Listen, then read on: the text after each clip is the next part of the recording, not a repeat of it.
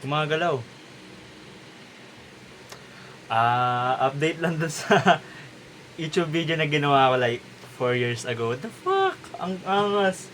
Ang angas, ang angas. Ang dami niyong gusto sa akin. Man, nagawa ko naman. May masil-masil na. Okay, kahit pa paano. Fuck. Hindi pa ako mayaman. Pukin ang ina mo. Hinihingi mo sa akin. Puta, inantan ko pa lang. Puta, 16.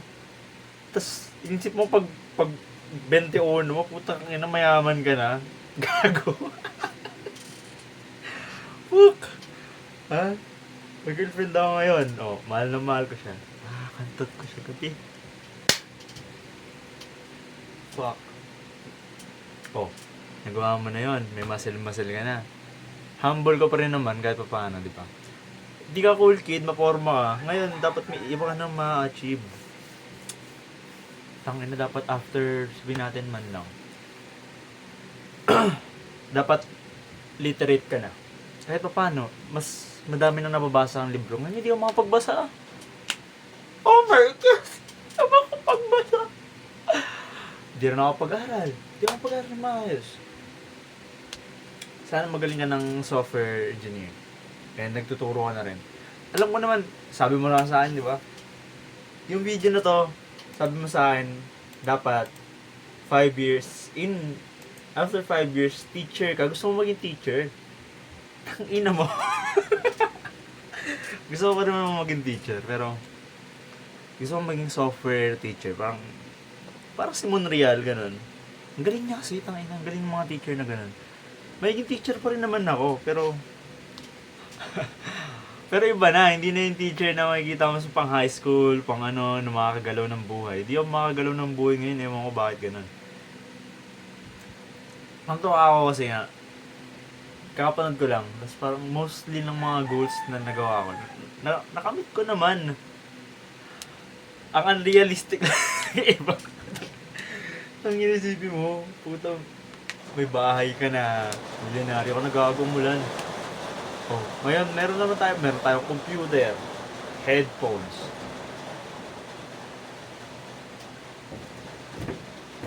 Magandang beach. Oh, di ba? Oh, sipin mo nga, ang dami mo na nakamit. Magaling nga na mag-drawing, pero low-key lang. Kaya mo, pero hindi ka nag-try. Pero ngayon, ang gusto ko lang naman sa'yo. Gusto ko magkaroon ka na ng actual, may goal naman tayo. Makamit mo na yung goal mo ng hindi ka nagsasacrifice ng health. Okay. Mahirap maging unhealthy. Nakatumilan sa musik, sa vape. Gets mo ba? Alak. Fuck alak. Dapat magaling ka ng mag-pull up, mag-push up, calisthenics, ang ingay. Tapos, na-upgrade mo na yung room mo. Maganda na sana yung kwarto mo.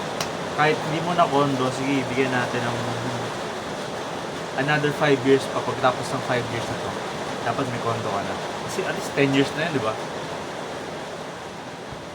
Magaling ka na sa trabaho mo. And nagawa mo na yung goals mo. Gusto mo mga ganito, no? Kasi man na po ang matay, fuck. Man na chance naman. Shit, isipin mo nga. Wala ka siguro siyang ganito.